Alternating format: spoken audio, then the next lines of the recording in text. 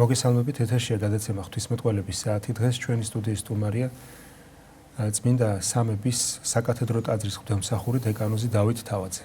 მოგესალმებით, მამაო, მადლობა მობრძანებისათვის. ჩვენი დღევანდელი საუბრის თემა იქნება, მოდი ესე დავარქვევს, ესე უწოდებ სათაურს ახალგაზრდები ეკლესიაში. და შესაბამისად შევეხებთ ჩვენ პრობლემებს. რა პრობლემები არსებობს? მაგალითად, რა უქმნის ახალგაზრდა ადამიანს ბარიერს, ანუ რა ბარიერი შეიძლება არსებობდეს ერთის რომ ის არ ინტერესდებოდეს, მას არ უჩნდებოდეს სურვილი ეკლესიურობის, არა მხოლოდ რელიგიურობის და მრწმენის, არამედ ეკლესიურად ცხოვრების, ევქარისტიაში ჩართვის. ამავე დროს რა პრობლემები შეიძლება არსებობდეს მეორე მხრიდან. ანუ ერთის მხრივ თავის მხრივ ახალგაზრდობაში რა პრობლემა არის, თანამედროვე ეპოქაში რაც ხელს უშლის, რომ გახდეს ეკლესიური და მეორე მხრივ ეკლესიას რა შეიძლება ჰქონდეს, უფრო სხვა მიდგომები გასაკეთებელი, რომ უფრო მეტად მიიზიდოს ახალგაზრდობა ეკლესიაში. მე ვფიქრობ, რომ ზოგადად პრობლემა უნდა გავაანალიზოთ ჩვენ ისტორიულ ჭრილშიც. აი თუ კი შევხედავთ ეკლესიას პირველი საუკუნიდან ვიდრე დღემდე ყოველთვის იცვლებოდა ვითარება, როგორი წყობა იყო. მაგალითად, როდესაც ქრისტიანობა ვრცელდება და უმცირესობაშია, მაშინ აბსოლუტურად სხვა იყო მიდგომა ეკლესიის მხრიდან, სხვა მიდგომა პრინციპში იქ არ იცვლება არაფერი. ქრისტე გუშინდან დღეს და იგივეა, რა თქმა უნდა, მაგრამ მაგალითად აი აპოლოგეტი მამები ამ პირველ საუკუნეებში უხდებათ ურთიერთობა წარმართებთან. მათ შორის ახალგაზრდებთანაც, რომლებიც თავის მხრივ ძალიან განათლებულები არიან და არ ერიდებიან აი ჩავიდეს მასთან თელ წარმართული სამყარო მიმოიხილოს. აი მაგალითად იუსტინე ფილოსოფოსი არერიდება. ესაუბრება ნებისმიერ ალეგორიებს აკეთებს ისეც, რომ დღეს შეიძლება მოძღვარს ამ ხელ ალეგორიის ახ არც უნარი გქონდეს, მაგრამ შტო შიშიც გამოიწვიოს, რომ ძალიან რაღაც ისეთი არ თქვა. ის არერიდება ამას, რა თქმა უნდა, ის შედეგი მე ძალიან კეთილია ამის. მაგრამ იცვლება ეპოქა, მაგალითად, როდესაც უკვე შემდგომი პერიოდის მაგან შუა საუკუნის მამები ესაუბრებიან რა უკვე მრევლს იქ სხვანაირი მიდგომა.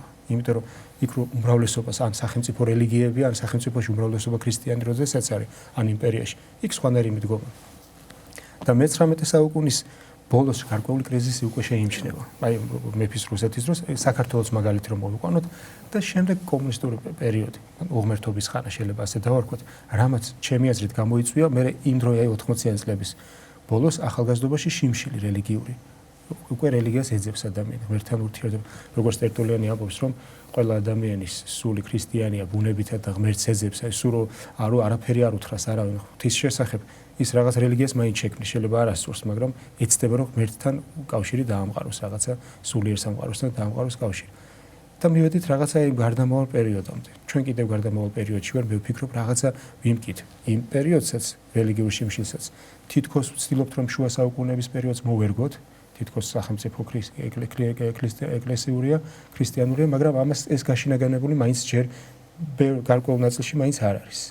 მაგრამ მე ვფიქრობ, ეს ზოგადად მიდგომა ყოველთვის პრობლემა იყო.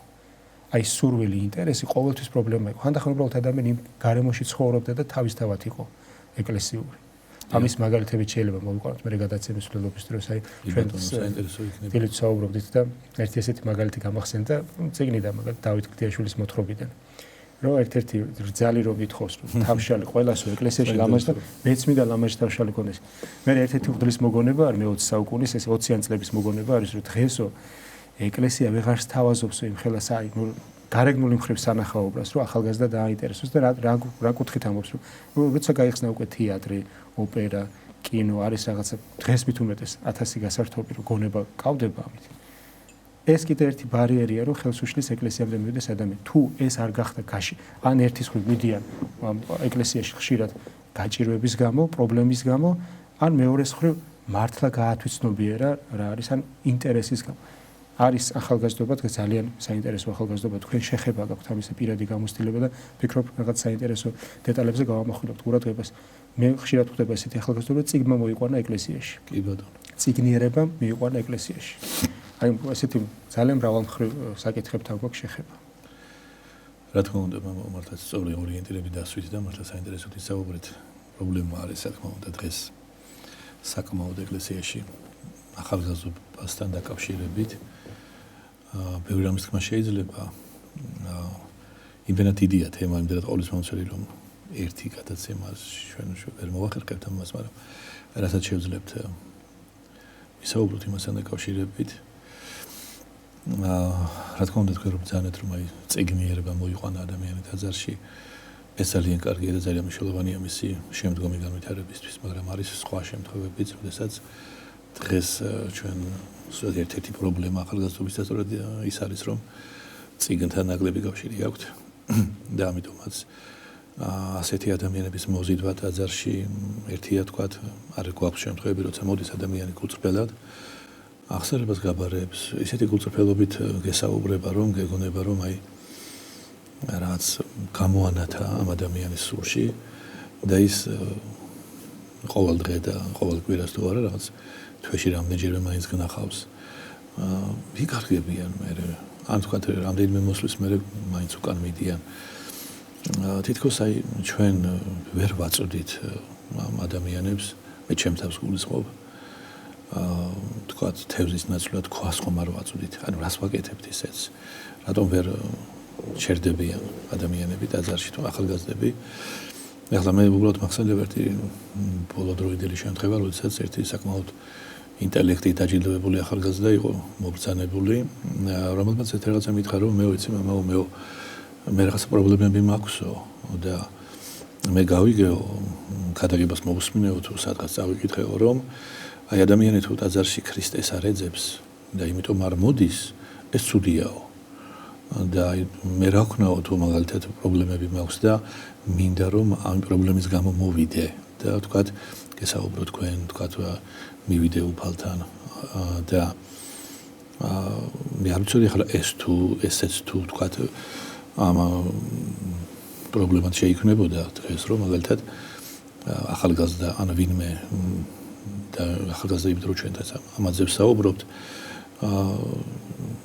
რა თქმა უნდა ის დარწმუნებული უნდა იყოს იმაში ამის თქმა მინდა რომ პირიქითაა სინამდვილეში ადამიანს თუ პრობლემა აქვს და აცნობიერებს ხომ რაღაცა უჭირს რა თქმა უნდა მოვიდეს ტაძარში და რა თქმა უნდა ითხოვოს ხო ამაში ცუდი რა თქმა უნდა არაფერი არ არის რა თქმა უნდა უკეთესი და უნიშნულოვანესი არის ის რომ ქრისტე მოიყვანოს და ქრისტეს ძიების სურვილმა მაგრამ იმის გამო რომ ადამიანი ამის გამო დაბრკოლდეს და ამიტომ მიმართავ ჩვენ ახალგაზრდებს რომ აი პირველ ეტაპზე არ მოითხოვებათ რაღაც განსაკუთრებული ესეთი სულიერება და სულიერი ინტელექტი და განათლება თუ მართლაც რაღაცა აქვთ ისეთი რაცაც შეიძლება პრობლემა ეწოდოს უნდა მოვიდეს რა თქმა უნდა ტაძარში უნდა ითხოვოს უნდა მოვიდეს ნახეთ ეს რა თქმა უნდა არ არის ცუდი იმიტომ რომ ეს არის ყველაზე გულწრფელი ადამიანური მდგომარეობა ხო პირველ ეტაპზე ხო ამას იმიტომ ამბობ რომ უბრალოდ გამახსენდა ეს პირადი გამოსილებით მქონდა ეს პრობლემა ტაძარში და ანუ ნახეთ სწორი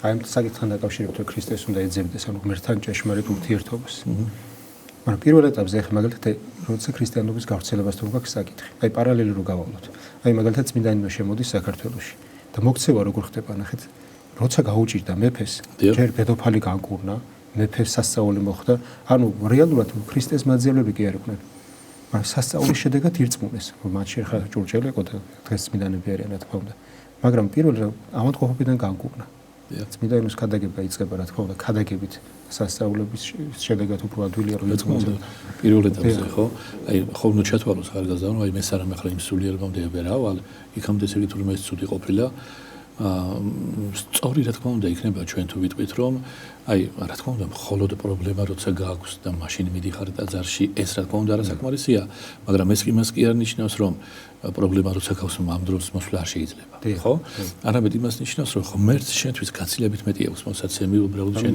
ვიდრე პრობლემის მოგვარება მაგრამ ამას ხომ მე თანდათან გაიზრდება ადამიანი ხო ამის მისაღება და ჩვენ ვიცით რომ სახარებაში ჩვენი უფალი იესო ქრისტე ამბობს რომ თუ არ დავემსგავსებით ბავშვებს ვერ შეხვალთ სასუფეველში ეხლა ბავშვები არიან ის ახალგაზრდები შეიძლება ვიხმაროთ ეს სიტყვა ის თინეიჯერები ხო რომლებიც აი ეკლესიაში მოდიან ვერ მოდიან მიდიან ჩვენთვის რა თქმა უნდა ბავშვები არიან და ჩვენ რატომ არის ყურადღება გამახვილებული ამ შემთხვევაში ბავშვებზე ეკლესიის მასწავლებლები გვეუბნებიან რომ აქ ბავშვური რწმენა იგულისხმება რომ ბავშვური რწმენა არის უფრო ნდობა აი ძალიან უფრო ბავშვური რწმენა უფრო მეტად აღნიშნავს ნდობას, ვიდრე მაგალითად აი დიდ ასაკში.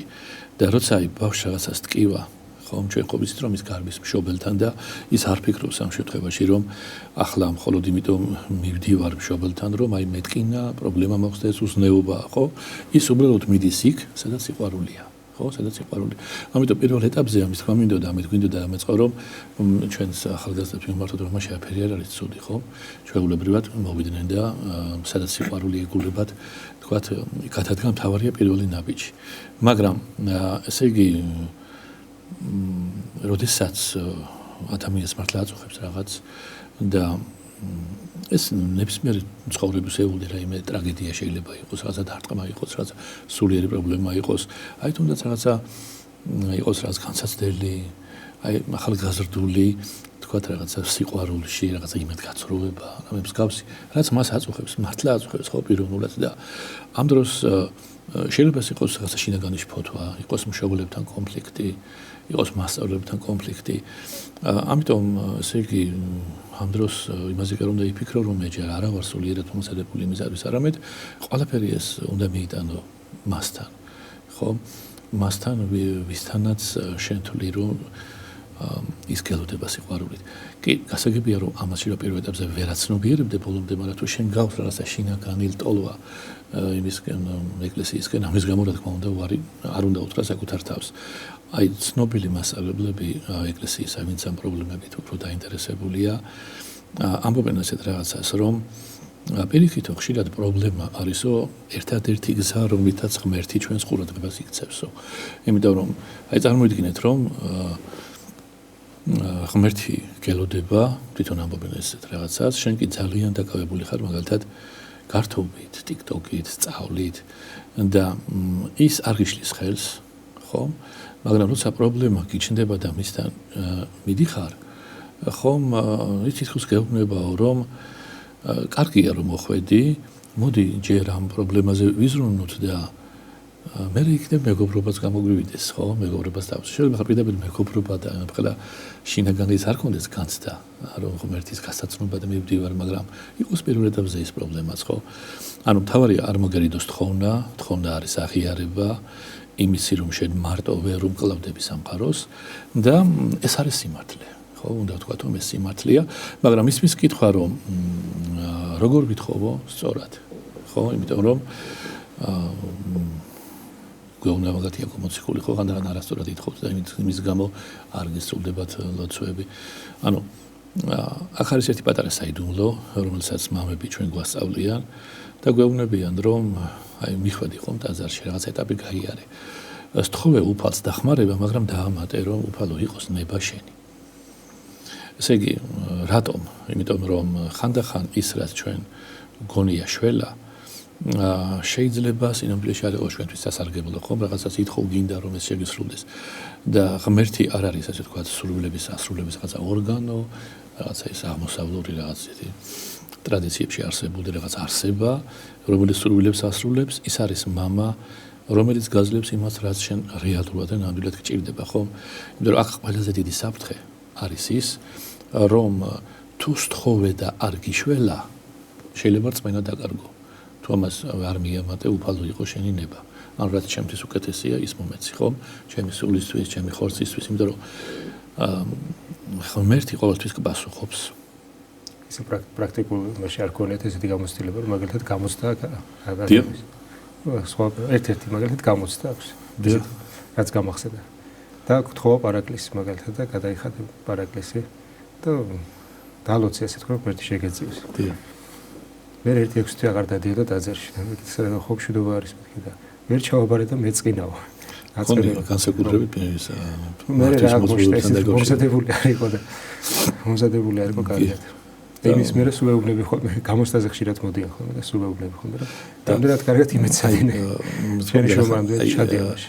აი რახან მამა იმაზე საუბრობს დღეს თუნდაც რომ ეს აი რაღაც მოთხოვნების კი რა თქმა უნდა რა როგორც ნატრისხე ესეთ დამოკიდებულება რომ ესე შემოგვიყვება ჯინი რაღაც ხოსულების შემსრულებელი და ანუ როგორც მე წავაწყდი ამ პრობლემას ჩემთან მიმართებაში და იმიტომ საუბრობ ამაზე ნახეთ მოვიდა ითხოვა ილოცა და ეს პრობლემა აქვს რომ არ შემისრულა ღმერთმა ხომბილოცი არ მომისმინა და ამის გამო შეიძლება წავიდეს ხო როგორც თქვენ ბრძანეთ და ამიტომ ასეთ ახალგაზრდებს როგორც ჩვენ გვასწავლიან უნდა უთხრათ რომ ღმერთი ყველა შემთხვევაში ყოველთვის გასუხობს ოღონდ ხანდახან პასუხი არ არის დიახ და ხანდახან არის პასუხი არა არაც პასუხია ხოლო ხანდახან ღმერთის პასუხი არის მოიცადე რაღაც უკეთეს გიმზადებ მაგრამ იყო ასეთი ცნობილი ვიქტორ ფრანკლი ასეთი ცნობილი მოაზროვნე რომელიც ძალიან მიყვარს მისი შემოქმედება ის ამბობს ეს რაღაცას რომ აი განსასწრებით ტკივილი აი რომელზეც ჩვენ საუბრობთ რომელსაც შეიძლება ახალგაზრდა ტაძარში მოიყვანოს მან უნდა იცოდეს რომ ტყუილი არ არის უაზრობა განსასწრელი არათუ შემთხვევაში არ არის უაზრობა და თუ შენი პრობლემა განსასწრელი მაშინვე არ მოგვარდა ეს ნიშნავს იმას რომ ამ გამოცდილებაში რაღაცა საზრისი უნდა იპოვო თუ რატომ მოგვიდა ეს ყველაფერი შენ ცხოვრებაში და ყველა შემთხვევაში განსასწრელი უფრო ძლიერს გხდის და უფრო ბრძენს გახდის მარტო ეს რომ იყოს ესეც არ არის ცოტა რომ ამ განსასწრელიდან ჩვენ უფრო ძლიერები გამოვდივართ და აი როდესაც მოდიხარ პრობლემით და ითხოვ დახმარებას მაგრამ როდესაც გეშველება ხო არის შემთხვევა რომ მოგისმინა და გიშველაზეც უმრავია მაგრამ ისინი აღარ მოდიან მე სამბადლომაშია საქმე ხო არ გაიქცე იმიტომ რომ თუ სწორად ითხოვ სწორი ფორმით და შენი სულისთვის ეს საჭიროა აუცილებლად გეშველება აუცილებლად ისმენს შენსაც უფალი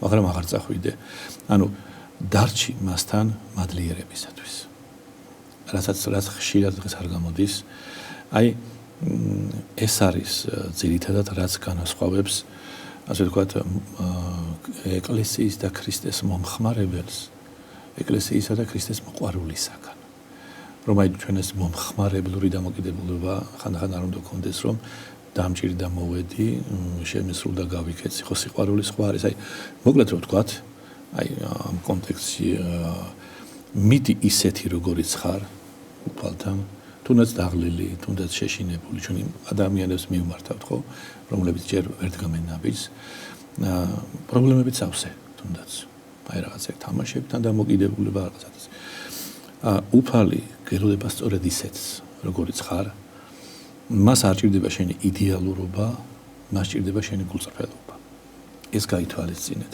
პირველ რიგში ძმებო და დებო და თუ მაქვს უფლება რომ იმართო როგორც შვილებო ანუ ნუ ეცდებით მაგალითად ლოცვისას იმაზე უკეთესი გამოჩნდე ვიდრე ხარ თუ გეშინია თქვი რომ გეშინია თუ გეზარება თქვი რომ გეზარება რატომ იმიტომ რომ ასეთი ფორმულა ნახეთ უფალო მე მოვედი შენთან იმიტომ რომ ძალიან მიჭირს და სხვა გზას ვერ ხედავ და ვიცი რომ შეიძლება მხოლოდ გასაჭირში მახსენდები კი ბატონო მაგრამ ახლა ასეთი ვარ და გთხოვ მიმიღო ეხლა სხვა გამოსვალი უბრალოდ არ მაქვს და მაგრამ სანამ თხოვდე რამ ეს უფალს უნდა გაითვალისწინო ერთი რა რომ როგორც ჩვენ წაღამთქვით ეს არის მართლაც მნიშვნელოვანი რომ ლოცვაში უნდა იყოს ადგილი ნდობისათვის უფალო იყოს გთხოვ მაგრამ გენდობი ეს ამას რატომ აქვს მნიშვნელობა საერთოდ ეს განაპირობებს მე ადამიანების უკუქცევას ეკლესიიდან იმიტომ რომ უფალო მე გთხოვ დახმარებას როგორც შვილი და შენ იცი რა არის ჩემთვის საუკეთესო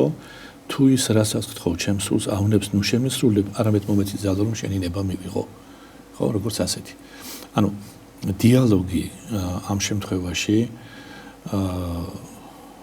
ესე იგი ჩვენ გვასწავლიან მამები რომ ეს ლოცვა მაშინ არის ლოცვა ხო საუკეთესო შემთხვევაში როცა ის მონოლოგი არ არის და დიალოგად იქცევა მაგრამ აი რაღაცნაირად როდესაც ადამიანი ითხოვს უფლისგან რამეს და პასუხს ელოდება ნახეთ ჩვენ გვეუბნებიან რომ იგი აუცილებლად მოვა პასუხი ყველა შემთხვევაში იქნება და მოვა როგორც უმეტეს შემთხვევაში მეტწილად მოდის როგორც მშვიდობა როგორც შინაგანი სიმშვიდე ადამიანში ეთხოვნის მე ყველაზე კარგი ვარიანტი რომ თქვათ შეიწირა უფალმა თხოვნა ეს მოდის როგორც შინაგანი მშვიდობა და მოვა იმ სახით მოვა იმ ენაზე რომელსაც შენ ყველაზე მეტად გაიგებ და რაც შენთვის ყველაზე გასაგები იქნება მაგრამ კიდევ ერთხელ რომ დავაზუსტოთ ეს მომდგომარეობა რომ ხომ ხდება რომ ხანდახან ღმერთის პასუხი ჩვენს თხოვნაზე თითქოს იგვიანებს კი აი არის ასეთი ანდრია კონანოსი იყო ძალიან ცნობილი პიროვნება, ძალიან საინტერესო ადამიანია, ცოტა წინააღმდეგობით სახსავს, მაგრამ ძალიან საინტერესო. ის ამბობს, რომ ღმერთი ხშირად დუმს, რადგან შენს პასუხს ელოდება. ხო, თითქოს საინტერესოა, ხო, რაც ურთიერთსაწინააღმდეგოა. ღმერთი დუმს, მაგრამ შენს პასუხს ელოდება. და რას გულისხმობს ამაში, ნახეთ, ერთი შეხედვით ჩვენ მგონია, რომ ლოცვის დროს, რასაც ვითხოვთ, ღმერთმა თხოვნაზე აუცილებლად უნდა გვიპასუხოს და აუცილებლად ეს პასუხი უნდა იყოს დიახ და სინამდვილეში ღმერთი აქეთ გვისვამს კითხვას. ხოლო ჩვენი რეაქცია, ანუ როგორი კითხვა ნახეთ, ჩვენი რეაქცია, ჩვენი არჩევანი და ჩვენი ნდობა არის მის კითხვაზე პასუხი. ანუ რას გვეუბნება, ნახეთ, ჩვენი პასუხი რა არის, რომ როგორ მოვიქცევით მაშინ, როცა თითქოს მისი პასუხი იგვიანებს და არ გვესმის მისი ხმა. კი არ იგვიანებს, ჩვენ არ გვესმის მისი ხმა. და ჩვენი რეაქცია როგორ იქნება ამ შემთხვევაში? ვაგრძელების ნდობას და რწმენას თუ ბრაზდები და მივდივარ. აი ამ კითხვას გისვამს, როცა თითქოს პასუხს არ გცემს. ანუ შენი რეაქცია როგორ იქნება ამ შემთხვევაში, როცა მისი პასუხი არ გესმის, ანუ ბრაზდები თუ მის ნდობას აგრძელებ, აი ეს პასუხი აინტერესებს უფალს. და როცა რაღაცას ვთხოვთ, ესე იგი ჩვენ ყოველთვის ველოდებით პასუხს გარედან. ამ დროს ეს არის ჩვენი პრობლემა ერთ-ერთი. აი რახანი ვითხოვე გვეგონება რომ გარედან უნდა მოვიდეს ავსებად პასუხი, ანუ უფლისგან. ჩვენ ვითხოვთ რაღაცა სასწაულს, ჩვენ ვითხოვთ რაღაცა მოვლენას ჩვენ ცხოვრებაში, ხომ? არადა მასწავლებლები ჩვენ ეკლესიისა გვასწავლიან რომ სინამდვილეში პასუხი უნდა მომწიფდებს შენს შიგნით. და ღმერთი დუმს თუნდაც იმიტომ თუ არის ასეთი შემთხვევა, ყველა შემთხვევაში ესე კი არ არის, რა თქმა უნდა, რომ შენში გაიზარდოს მოთმინება, შენში გაიზარდოს სიმამაცე, შენში გაიზარდოს მაინც მიუხედავად ამისა სიყვარული. და რწმენა რომ მაინც მიყვარხარ, მაინც გენდობი, მაინც შენთან ვარ. ანუ ღმერთის დუმილიო არის კითხვა, მე კი ვდუმვარ, მაგრამ შენ მენდობი ამ შემთხვევაში. ანუ შენი ცხოვრება არის თითქოს პასუხი, დიახ, მიუხედავად იმისა, რომ ახლა ვერ ხედავ პასუხს, მაინც გენდობი. და აი წარმოიდგინეთო მასწავლებელი, რომელიც მოსწავლეს რთულ ამოცანას აძლევს და ჩუნდება. ხო? მასწავლებელი ხომ არ გადადის უცებ ამოცანის ამოხსნაზე, ხო? და ამ დროს რა თქმა უნდა არ ნიშნავს, რომ ის ტოვებს მოსწავლეს, არამედ ელოდება, რომ მან თავად აღმოაჩინოს პასუხი. რომ ეს ცოდნა მისი გახდეს, მისი საკუთრება გახდეს, მისი გამოცდილება გახდეს. და არა რაღაცა მზამზარებული გარედან მოწოდებული, შინად ჩვენ მშობლებისგან მიწოდებული და ასე შემდეგ, ხო? იმიტომ რომ იქნებ გვეუბნებიან ის სხვამინაც ეს კითხვას, რომ ღმერთი ამ შემთხვევაში ელოდება იმას, რომ აი შენ გადადგა პირველი ნაბიჯი, თუნდაც იმ პრობლემის მოგვარებაში, რაც შენ გაწუხებს, იმიტომ რომ იქნებ ელოდება, რომ ვინმე აპატიო უნდა და შენ ვერ ხვდები ამას, რომ აპატიო. და ამის გამო ეს ყველაფერი. იქნებ უბრალოდ ელოდება, რომ დაწყნარდე.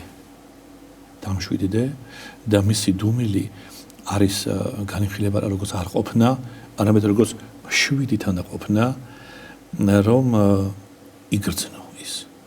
იმიტომ რომ ის დუმს, მაგრამ შენთან არის.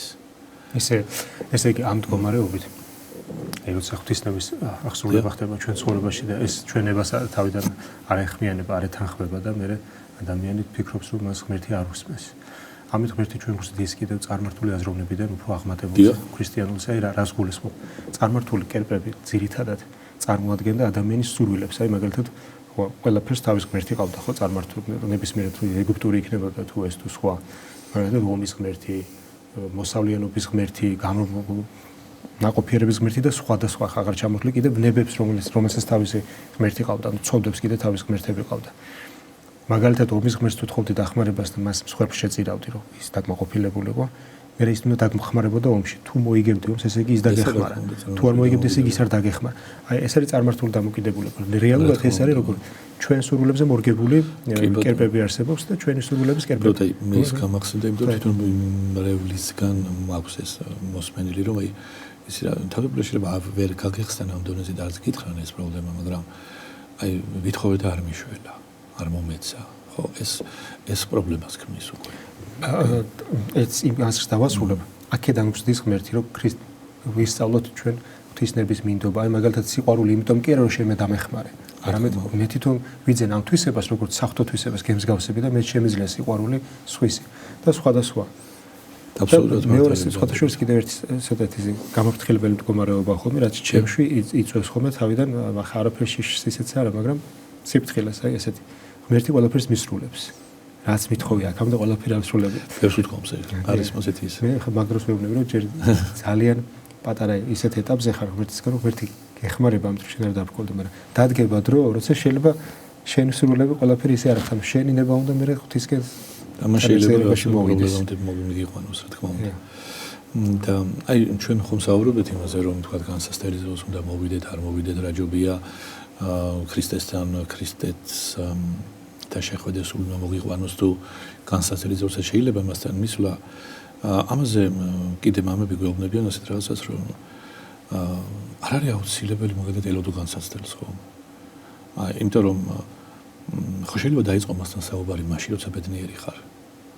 ხო აი მაგალითად როცა კარყავას ვამ, ხო, როცა მზეანათებს, როცა მეგობრებთან ერთად ხარ და იცინი უბრალოდ გულწრფელად. აი როცა ხარ ადამიანი რომელიც გიყვარს ძალიან, ხო? აი ხო შეიძლება უფალო მადლობა უთხრა უფალს ამისთვის. ეს უკვე მასთან საუბარია, ხო? ეს უკვე მასთან ნამდვილი ურთიერთობის დაწყებაა. იმიტომ რომ ამ დროს როგორც თქვენ მზადეთ, რწმენა ხდება რაღაცა მენეჯმენტი და როგორც კრიზისული მენეჯმენტი კრიზისში რო ხარ და შენ ვიღაცისგან ელოდები ამ დროს დახმარებას, არამედ შენ რწმენა ხდება რაღაც მადლიერების ენა. აქედან იწყება. მადლიერებიდან, ხო? თვითონ ევქარისტიაც ხომ ამას მიგვანიშნებს, რომ როცა ღმერთი შენი ნაწილია, როცა შენი ყოველდღიურობის ნაწილია და შენ მისი ნაწილი ხარ და მასთან მისასვლელად შენ მაინდა მას ტრაგედია არ გჭირდება, ხო? აი ესეც შეიძლება, ხო, ხო დღევანდელ ახალგაზრდობას. აი ჩვენ რო ვახსენეთ წეღანა ის ვიქტორ ფრანკლი, მე ძალიან მიყვარს ეგ ადამიანი. საზრისის პოვნაო შეიძლება ტანჯვაში, ის გვეუბნება, როგორც წეღანა ვახსენეთ, მაგრამ ის შეიძლება თვითონ მშვენიერების განცდაშიც იპოვოს საზრისი. არ არის აუცილებლად ამისათვის დაიტანჯო, ხო? როცა კარგად ხარ. ანუ ტაძარში ნუ მიხვალ, იმიტომ რომ ვალდებული ხარ, მაინდა მაინც. ან ტაძარში ნუ მიხვალ, იმიტომ რომ პანიკურად გეშინია. ანუ ხო შეიძლება მიხვიდე იმიტომ რომ გიყვანოს ვთქვათ სიმშვიდე, ესთეტიკამ, გალობამ, კარგი ადამიანებთან ურთიერთობამ. ანუ ამასაც გეუბნებით იცი რომ ადამიანებს დღეს ახალგაზრდებს უჭირთ ტაძარში გაჩერება. რაღაცა ეს რუტინა თითქოს ეს რამდენიმე საათიანი განსაკუთრებით საღამოს ლოცვაზე შედარებით გრძელი მსახურებები როცა იწყება და ამ დროს გვეუბნებიან რომ ასეთ ადამიანებს შეიძლება უთხრათ რომ შენ მთელი წლის განმავლობაში შეიძლება იქ ვერ გაძლო თქვათ ისე სიმშვიდით მაგრამ აი ხო შეიძლება მაგალითად დაინტერესდე თქვათ რაღაც სახარებისეული ეპიზოდით ერთი ეპიზოდით ან მაგალითად რომელიმე წმინდანით და წაიკითხო ეს ეპიზოდი თქვათ იმ წმინდანის ცხოვრება წაიკითხო ისე როგორც მაგალითად დაინტერესებული იყავი თქვათ რომელიმე ხელოვნით რომელიმე საყვარელი მწერლით აი ამით დაიწყე რაღაცით მაინც დაიწყე რომ ეს შენთვის ინტერესის სფერო გახდეს და რაღაცა მოვალეობის მოხდა ხო ანუ აი მაგალითად ესეთი შედარება შეიძლება იყოს რომ როცა ადამიანი კბილებს ჩვენ იმიტომ ვიხეხავთ რომ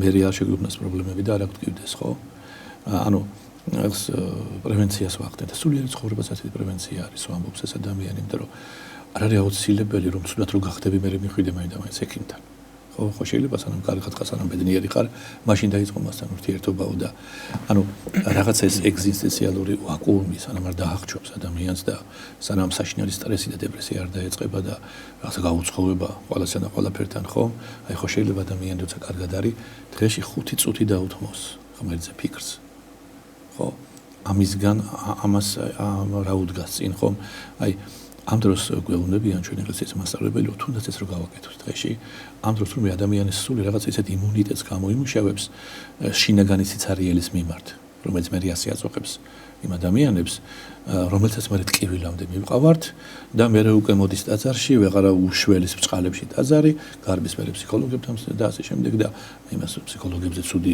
მითქი არ ვამბობ და ვერც შველის ვერც არ შველის ანუ ბერძენი მამები მაგალითად წმინდა პორფირი ამბობს ეს რაღაცას რომ ქრისტიანი სიხარული ხო ქრისტიანი ნამდვილი სიცოცხლე ანუ ნახეთ რამასატოვამ რატომ მინდა თუ ეკლესიაში მხოლოდ აი ზოგს ახასიათებს რაღაც ესეთი მოვლენა რომ მოდის ეკლესიაში სასჯელზე ფიქრის მოყავს. მხოლოდ და მხოლოდ. რომ არ მოვალ დავისჯები, სიკვდილზე ფიქრით მოდიან მხოლოდ და მხოლოდ. თუ მარტო ასე გაგრძელდა შენი სულიერი ცხოვრება, რომ მხოლოდ სასჯელზე ფიქრით დადიხარ ტაძარში, რომ ღმერთმა არ დამსაჯოს, პანიკური შიში გაქვს იმისი, რომ ხვალ რაღაცა ცუდი მოხდება, მხოლოდ სიკვდილზე ფიქრობ, აი გვეუბნებიან, რომ ადრე თუ გვიან ეს მაინც ტკივილამდე მიგიყვანს თვითონ ეკლესიაში. მიდი ეკლესიაში იმისთვის, რომ გაძლიერდე. მიდი ეკლესიაში იმისთვის, რომ მიფიქრე, რომ ქრისტიანობა გაძლევს უნარს, უფრო მეტად გიყვარდეს და უფრო მეტი რამ დაინახო სამყაროში, უფრო მეტად თავისუფალი იყო. ეს ხომ სულიერი ზრდის პროცესებია, ხო? და როდესაც ასე თქვათ გვეუბნებიან, რომ აი მაგალითად ვერ მოდიხარ ხომ ტაძარში, კარგად დაფიქრდი. თუ გაქვს განცდა, რომ თითქოს რაღაც გაკლია, თითქოს რაღაც წყურია, რაღაცა ქშია, რაღაცა გაქვს იმის შეგრძნება, რომ გინდა და ამ წყურებს ვერ იქმაყოფილებ, ნუ შეგეშინდება ამისიო და ხშირ შემთხვევაში შეიძლება იყოს ეს სულის ძახილი. აი როდესაც აი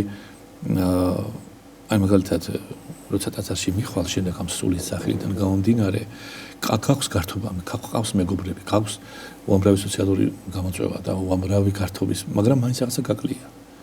ხომ აი ამ დროს დაფიქრდი, ხომ არ არის ის სინამდვილე, რომ უფალო შენ მაკლი ხარ.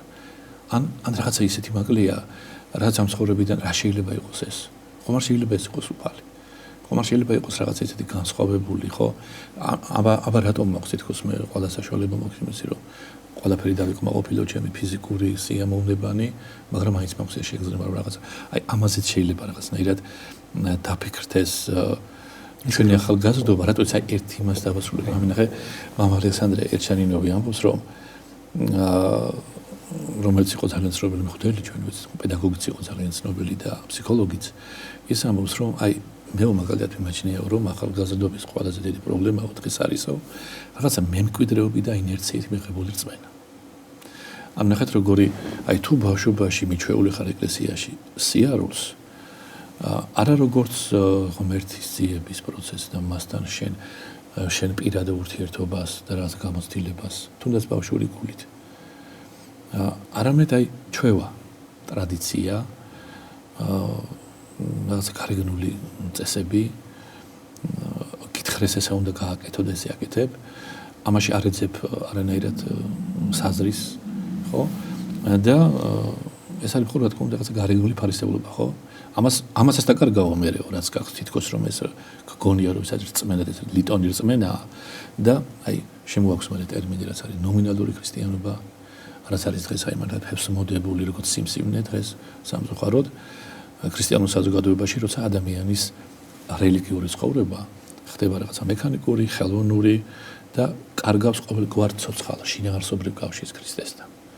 იმიტომ რომ მას უთხრეს ასე და უნდა იაროს. ეს მისი ჩვევაა, მხოლოდ ეს მემკვიდრეობით გადაეცა, ეს ინერციით არის ქრისტიანი, ხო?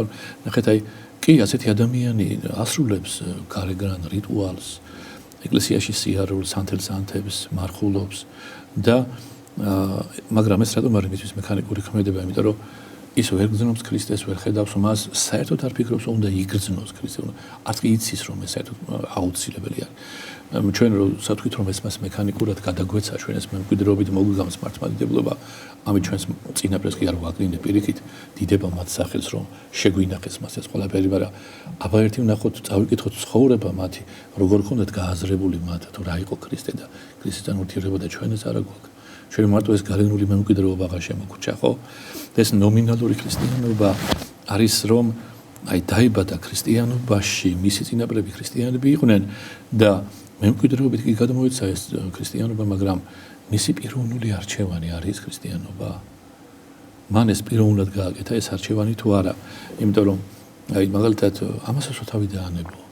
ამ თუ პიროვნად რომ გააკეთო არჩევანი, ხომ უნდა გამოიძიო, ხომ უნდა გეტკინოს, ხომ უნდა ოფლი დახვარო, სისხლი დახვარო, მე არ გულისხმობ პირდაპირ გაგების სისხლის დახვარს, ხომ უნდა იბრძოლო, ხომ უნდა დაეცე, ხომ უნდა წამოდგე და ეს გამოცდილება ხომ უნდა კონდეს ელემენტარული მაინც რომ შენ თქვა რომ ეს ჩემი პიროვნული არჩევანია და კი მე აქ მინდა ყოფნა.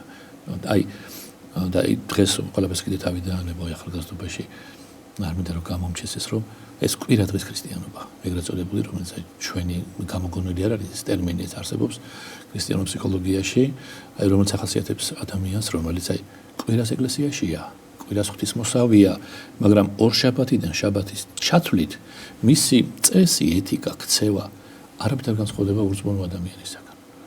მე არ ვამბობ რომ ქვეყანას აქცევს, მაგრამ არაფერ განსხვავდება.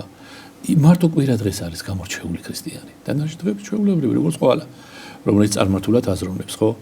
ანუ ეს ნომინალური ქრისტიანობა ადამიანში წყვეტს სულიერ ზრდას, საკუთარ თავზე მუშაობას, იმიტომ რომ ის კმაყოფილია იმით, რომ იცავს რაღაცნაირ ფორმალურ წესებს და ასე იგი პრაქტიკულად თავის ცხოვრებაში რომ განახორციელოს ის ქრისტიანული სათნოებები, როგორც არის სიყვარული, თანდაობა, მოწყალება, ამიტომ ეს თითქოს მეორე ხარისხოვანია, იმიტომ რომ ბევრი სასულიერო პირი და ბევრი ღვთისმეტყველი ამბობს, რომ ნომინალური რწმენაო ადამიანს ვაფიქრებინებს, რომ ყველაფერი რიგზია.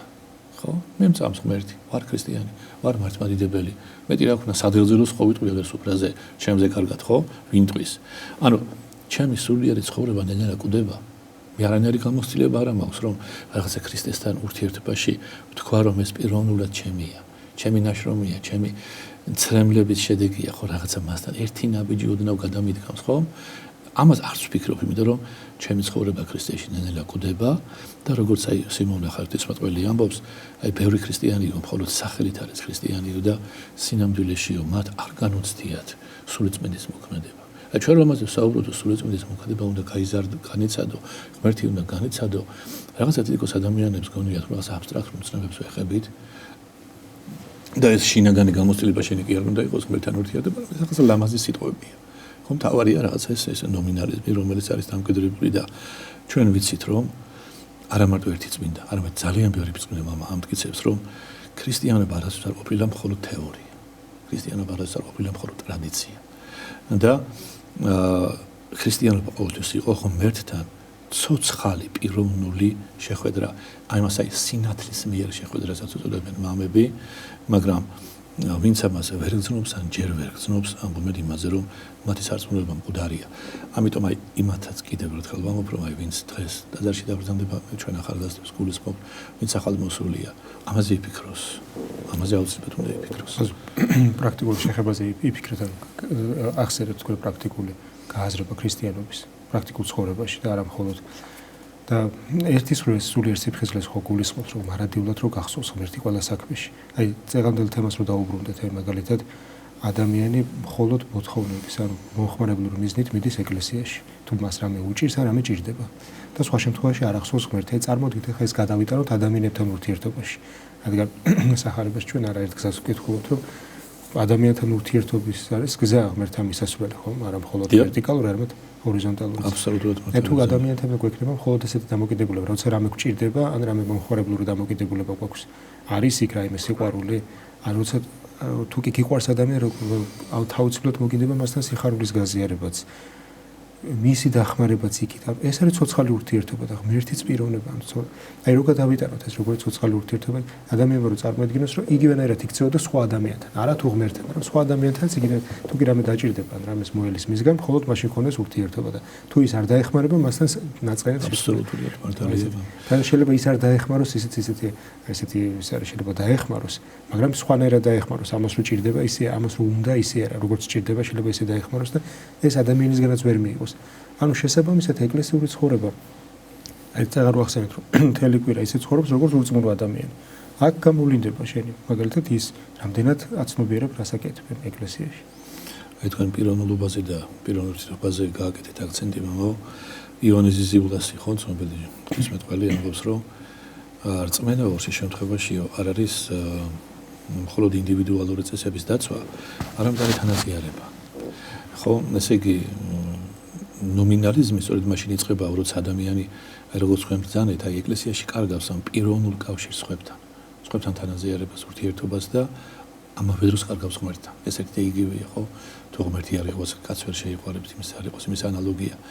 ანუ აი არსებობს ასეთი ცნობილი ავსტრიელი ნევროლოგი, ფსიქოლოგი, ძალიან ცნობილი პიროვნება, რომელიც ამბობს, რომ აი როდესაც ის რელიგიურობა, რომელიც დღეს ახასიათებს რაღაცნაირად ადამიანის პიროვნებას,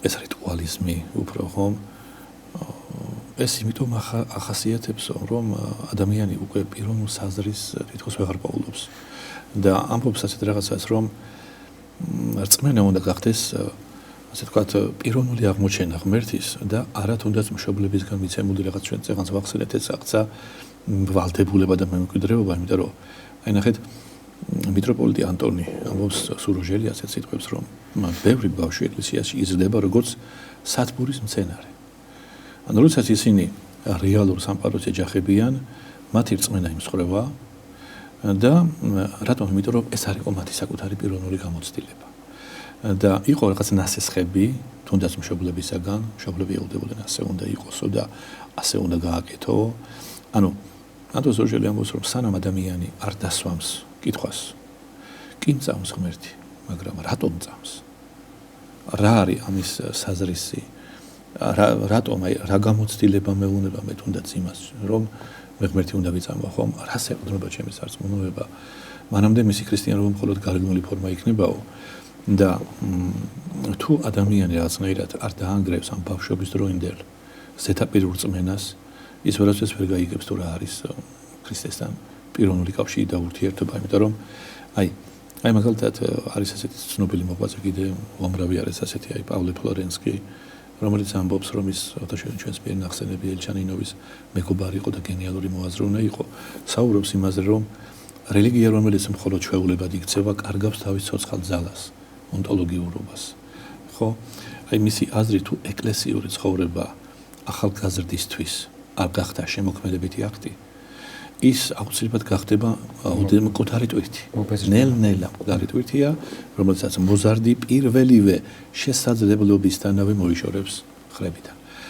და კირკეგორი ამტკიცებდა ძალიან მიყვარს ეს სიტყვები, რომ ქრისტიანი კი არ იბადები, არამედ ქრისტიანი ხდები. მაგრამ ეს არის ყოველდღიური არჩევანი, ეს არის მტკივნეული არჩევანი, მაგრამ ეს შენი გამოცდილებაა, ხო? და აი მაგალითად ელჩანინოვი სწორედ ამას გვეუბნება ჩვენ რომ ამას გრძნობს როცა გვასწავლის რომ ეს რუტინა ყოველდღიური ხანდახან რომელიც გვაკარგვინებს არჩევანის თავისუფლებას ცუდი ეს იმიტომ რომ არჩევანის გარეშე რწმენა არ არსებობს ეს არჩევანის თავისუფლება ჩვენ კიდევ ჩვენი პირველ მშობლებიდან მოგდგამს ხომ და არის კრიზისი ხო მაგრამ ამ კრიზისთან არის არსებობს გამოსავალიც რა თქმა უნდა და ანტონ სუროჟელი ამ კრიზისთან გამოსავლად ჩვენ ახალგაზრდებს აძლევს რამდენიმე ძალიან პრაქტიკულ რჩევას აი მაგალითად ის მიიჩნევდა რომ ამ კრიზისიდან გამოსავალი არის არა მაგალითად უფრო მეტ ლოცვაში ამ ლოცვაში გულისხმობს აი მხოლოდ კანონის აღსრულებას გარეგნულად როგორც წესის აღსრულებას თუნდაც არამედ არის რომ შენ დამოკიდებულება უნდა შეცვალო ზოგადად რწმენასთან ქრისტესთან ქრისტიანობასთან შენი შინაგანი დამოკიდებულება უნდა შეიცვალოს და ის გვეუბნება რომ ჩვენი ლოცვების უმეტესობა არის ფუჭი, მაშინ როცა არის მხოლოდ ეს გარეგნული ქცევა და წესის აღსრულება და რატომ არის ფუჭი? იმიტომ რომ როდესაც ღმერთს მიმართავ, ლოცვის დროს ხშირად ხდება ისე რომ ჩვენ მიმართავთ ღმერთს არა ჩვენ სინამდვილეში, არამედ ჩვენი ნიღაბი.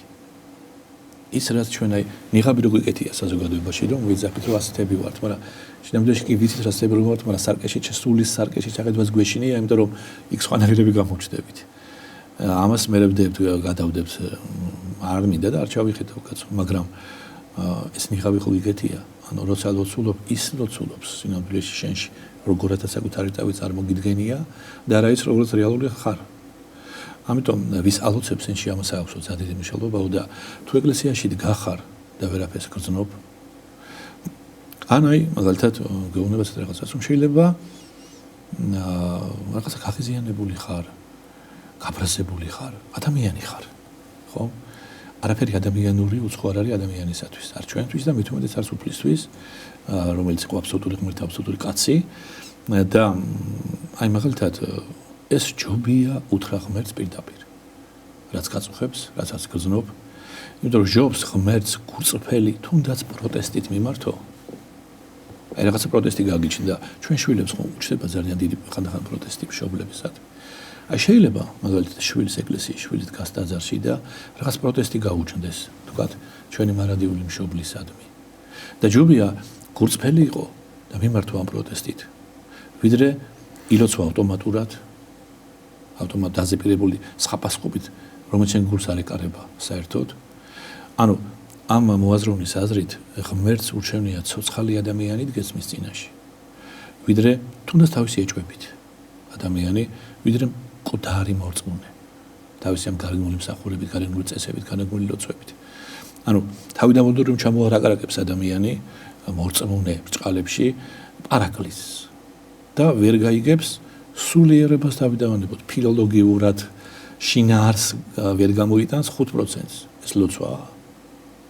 აი მისთვის ამ დროს ასეთი ადამიანებისთვის რელიგია დიდი შანსია რომ გადაიქცეს იდეოლოგიად. და მისთვის რელიგია არ არის შეხვედრა ორ პიროვნებას შორის უკვე რაც არის ქრისტე და ადამიანი. ანუ ეს ანტონ სუროჟელი თვლიდა რომ თუნდაც ეჭვი ვახსენეთ ზეგან. მე რა ადამიანი ხარო, ხო? ეჭვი არის ნიშანი იმისა, რომ შენ რწმენა იზრდებაო. არ შეგეშინდეთ ეჭვებისო. იყავით კურსველები, იყავით ნამდვილები. ანუ როცა მაგალითად ახალგაზრდას ეჭვი უჩნდება და ამიტომ მიმართავთ ჩვენ ახალგაზრდებს რომ შეიძლება ეჭვი გიჩნდებათ იმაში რომ არის კი საერთოდ მართლმადიდებლობა ჭეშმარიტი სარწმუნოება ეს არ ნიშნავს რომ ამის გამო ტაძარში არ უნდა მოხვიდე. ხო ეს ნიშნავს იმას რომ შენ შეიძლება რაღაცა ძველი ბავშვური პასუხები გქონდა ადრე ამასთან დაკავშირებით, მაგრამ აღარ გაკმაყოფილებს. და რომ არ გაკმაყოფილებს, ამის ნუკი შეგეშინდება. ამის გამო ეკლესია ნუკი გაიქცები, ანუ ეჭვის ნუკი შეგეშინდეს გულგრილობის. აი მამა გულგრილობას შეეხეთ.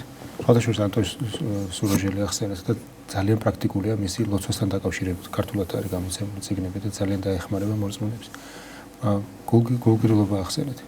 აი თუ შეგიმჩნევია თქვენ არის ძალიან ბევრი მე რომ ვამბობ რომ რაღაც გააზრება უჭირდეს გააზრებას გულისხმობ რომ მაგალითად შეიძლება ძალიან წიგნიერი იყოს სულ კითხულობდეს მაგრამ ეხლა არ ვამბობ ეხლა არაფერს ეხლა იქ საღვთისმეტყველო საგნებზე და მიმართულებებზე მაგრამ ბიბლია შეიძლება ერთხელ არ ქონდეს გადაშლილი და მაგრამ მსჯელობდეს ამ საკითხზე რამე საკითხად შეგახასიათებს ქართულებს მსჯელობდეს და ბევრ ამას უარყოფთ მაგრამ წაკითხული არასოდეს არ ქონდეს მათ შორის ბიბლია მთლიანად არც ახალი აღთქმა მტვერიადოს შეიძლება მის წიგნის ახალ აღთქმას სახლში როცა შეიძლება სულ კითხულობდეს ანუ საკმაოდ ნაკითხი იყოს აი რა არის ფერმ რატო აქვს ესეთი დამოკიდებულება შენ თუ ადამიანი ფიქრობ რომ შენ ამაზე მსჯელობა შეგიძლია თქვა რომ ეს სწორია ან არასწორია ამ დროს კითხვა არ გეზარებ კითხული ყოველთვის მაგრამ ეს არასდროს არ არის გადაშლილი რატო არ თუ წიგნიერი ხარ ამას რატო არ შლი ეს საინტერესოა წიგნიერების პრობლემა ვისაც აქვს იმასთან კიდე არ არის გასაკვირი თქვა ხო შეიძლება არ ქონდეს საკითხი და არ კითხულობს ხო აი ზოგადად ეთქობა რაღაც ქართული ფენომენია ერთ-ერთი რომელსაც ილია ჭავჭავაძემ ხო გაუსვა ჩვენს პიროვნულ რაღაც თვისებებს ხაზი რომელიც ჩვენ ქართულებმა ვთქვათ გამოვასწოროთ ალბათ ერთ-ერთი ესეც არის იმიტომ რომ მას აქვს ამასთან დაკავშირებით თავის პუბლიცისტურ ნაშრომებში მე როგორც მახსოვს ეს არის წმინდა ქართული მომენტი რაღაცა ისეთი რომ აი ქართულად კაც შეუძლია მაგალითად რომ ჩვენ ვერც ისტორიულად ვერ დაგვიწუნებენ გაუნათლებლობას, არაბა ჩვენ გაუნათლებელი ჩვენ ყოველთვის ვიყავით რაღაც როგორც მზეს უმზირა, მზისკენ მიხედებოდა ჩვენ სულიერ მზედაც ვარჩევდით და ფიზიკურსაც და იმ ქვეყნებთან ურთიერთობასაც ვირჩევდით ისტორიულად, რომელიც ჩვენთან უფრო ახლოს იდგა და სადაც იყო ქრისტიანული სული და ქრისტიანული კულტურა. იმ ხარეს ვიხედებთ ყოველთვის ჩვენ ხანდახან ჩვენ კიდე ეს გვაწუხებს იცი რა მოდის მაგალითად მშობლები და გვეუბნებიან ახალგაზრდებზე რომ იცი რაღაცა პრობლემა აქვს მამაო ჩემ შვილს იცი რაღაცა ისე ვეღარ ლოცულობს ისა ადრეს ნიკაროსანი იყო მე დამყავდა ეხლა რაღაცნაირად სხვანაირად იქცევა ხო და დაგიხადავს რაღაც ეს აპოკალიფტურ სურათს გეგონება რომ აი მე რაღაც ჭირს ამბავს და ხედავ ადამიანს ახალგაზრდას რომელიც სულში არის რაღაც კრიზისი კი იმიტომ რომ ეს პერიოდი აქვს ცხოვრებაში ქართადაკის პერიოდი შეიძლება უწოდოთ ამას სულიერი ჩამოყალიბების პერიოდი აი დასრულების სულიერად დასრულების პერიოდი მაგრამ ეს ქართცეცხლი ხშირად რომელიც მის სულში მიმდინარეობს ახალგაზრდას სულში არც თუ ისე ხშირად სინამდვილეში პრობლემა კი არის შეიძლება ამ ქართცეცხლმა იმიტომ არის ანთებული ღმერთის დაშვებით მის სულში ეს მდგომარეობა რომ დაწვას ყველაფერი ყალბი ხო და დარჩეს ყველაფერი ნამდვილი აბა ის ჯობია რომ საერთოდ აი კითხვებს არ სვამს ადამიანები და მიყვებიან ამ რუტინას თავდახრილები და მათთვის მართლაც ეს ქრისტიანობა იქცევა რაღაც ფორმალიზმად აბა ის ჯობია ანუ ჩვენ ანტონ სუროჟელი რომ ვახსენეთ ზეგან ისე ვერ დავამთავრე რომ იმეორებდა რომ ნახეთ ეს უნდა დავიმახსოვროთ ნახეთ მშობლები მოდიან და გვეუბნებიან რომ ჩემი შვილი ეკლესიაში დადის და აღარ არის კარგი ხო აი არ არის კარგი ჩვენ უნდა გვახსოვს, რომ ეკლესიაში ადამიანები მიდიან არა იმიტომ, რომ კარგები არიან. ხო? არამედ მაგალითად თქვით, რომ წახვიდე შეიძლება ეკლესიაში, იმიტომ რომ გიჭირდეს, ხო? მაგრამ აი ნახეთ, როდესაც ახალგაზრდები გავრბიან ეკლესიას, ხო? და არც თუ ის ხშირად მაგალითად, იშვიათად მათ ვთქვამთ, რომ მე რაღაცა მე დავინახე ეკლესიაში, თქვათ, მქონდა ასეთი, თქვათ, მე საუბარი ახალგაზრდა რომელიც ამბობს, რომ რაც აკრძალვები, რომელიც არ მომეწონა. კი, თვითონ უთქვამთ ესეთი რაღაცა, აი მაშინ როდესაც წარმოუდგენია, რომ ყველაზე თავისუფლება სინამდვილეში ეკლესიაშია. ხო, მას წარმოუდგენია, ესე კი არ არის, მაგრამ მან ეს დაინახა. ასე დაინახა. რეალურად ეკლესიაში ყველაზე თავისუფლება, მაგრამ ხო უნდა დაანახო, ხო? ხო უნდა ასწავლო. 3 წუთი დაგვრჩა. ეს ძალიან ვრცელი თემაა თუ. აი, წერტილამდე ვარ, რომ აი ნახეთ, იმის ნაცვლად, რომ ადამიანი დაეხმაროს თუნდაც ამის ბიოლოგიურ შვილს, რომ აღმოაჩინოს სულიერი სიღრმე თავის თავში, საკუთარი სულის სიღრმეებში ჩაიხედოს. ხომ აი რაღაცა უქმნით ამ ადამიანებს ჩამოვაცვეთ ამ ნიღაბს, რომ ეს კარგია. კარგი შვილი მყავს, იმიტომ რომ იჯერებს ყველაფერს, ხო? აი, და თითქოს აი მზა ფორმულას აძლევ. თითქოს შვილს დაეუბნები, რომ თავარ ეკლესიაში იარო, აღსარებად გვაეზია, რომ პარაკლისები წაიკითხო, ხო? და არანაირი სულიერი წინსვლა, გაზრდა, საკუთარ სულში ჩახედვა, შინაგანი ძიება, რატომ? რატომ არ ვაკეთებთ ამას ჩვენ შვილებთან? იმიტომ რომ ჩვენ ამის დრო არ აგვაქვს, იცით? ჩვენ ხომ არანაირი ურთიერთობა ახარ აგვაქვს ჩვენ შვილებთან, იმიტომ რომ ამის დრო არ გვაქვს. და მე მათ ვაბრალით, რომ აიყო დამოკიდებული არიან ეკრანზე. იმიტომ რომ ეს უფრო ადვილი გზაა. უფრო ადვილი გზაა, იმიტომ რომ მარტივია. და ამ სიმარტივის გამო შეიძლება ჩვენს შვილებს მივიყვანოთ ისეთ მდგომარეობაზე, რომ კავშირი დაუკარგოს საკუთარ ნამდვილ მესთან. არა მარტო ღმერთთან, არამედ საკუთარ თავთანაც დაკარგოს შვილმა, ჩვენმა შვილებმა კავშირი. ამიტომ პირველ რიგში, ამით მინდა დავასრულო, რომ ეს კრიზისის ერთ-ერთი გამოსავალი, რაც გვეუბნება წმინდა მამები არის ის, რომ თუ ჩვენ, როგორც ბიოლოგიურმა მშობელმა, როგორც სულიერმა მშობელმა დავაშავებთ და ვაშავებთ, ხომ რა თქმა უნდა, თუ ხდება ისე, რომ ჩვენ შვილებს, ახალგაზრდებს, ჩვენს უძვირფასეს ადამიანები მოვიდნენ ტაძარში და თევზის ნაცვლად ქვა მივაწოდეთ. ხო? ეს არნიშნავს იმას, რომ საკუთარ კვეთილობაში უნდა ჩავწვიდეთ ამის გამო და გამოსავალი აღარ არსებობს. ყოველთვის არსებობს გამოსავალი, ეს არის სინანული, ეს არის ნამდვილი მარხვა. ჩვენი პიროვნული სინანული უფალთან მიმართებაში უბრალოდ მე დავაშავე. მაგრამ შენ დამეხმარე ახლა რომ აპოვნინე ისე ხო ჩემი შვილი. ხო? შენ დამეხმარე, უფალი არის ამ დროს სასწაული შემწე. თვითონ გამართავს, თვითონ შეეწევა იმ შვილებს, თვითონ დაანახებს ჭეშმარიტ გზას, თვითონ არ დაკარგავს. ეს ჩვენს პირად ბინარულ შვილებზეც ძალიან ხშირად არის ესეთი შემთხვევა, აი როდესაც აი მაგალითად დავაკელით რაღაცა ბავშვს, მაგრამ მე უფალი გასწორებს ყველაფერს. აი ყველაფერს ასწორებს. თავარია ის რაც დავაკელით, აი ფიზიკურად, აი სულიერად მაინც შევძლოთ და მისთვის მაინც ვილოცოთ. ურმესი მადლობა, ძალიან საჭირო თემები იყო და მე ვფიქრობ გარკვეული სარგებელს მიიღებს მაყურებელი ამისგან თქვენი საუბრიდან გამომდინარე. დიდი მადლობა გაქვთ ისევე როგორც სამოცრო ასე ვთქვათ თეოლოგიური განათლება მეორეს მხრივ პედაგოგიურიც და თან მოძღვრული გამოცდილებაც და აქედან გამომდინარე ძალიან მნიშვნელოვან თემებზე გაამახვილეთ ყურადღება. მადლობელი ვარ მოგზაურობისთვის. მაყურებელს შევახსენებ, რომ ჩვენი სტუმარი ბრძანდებოდა დეკანოზი დავით თავაძე დროებით გემშვიდობებით მომავალ შეხვედრამდე.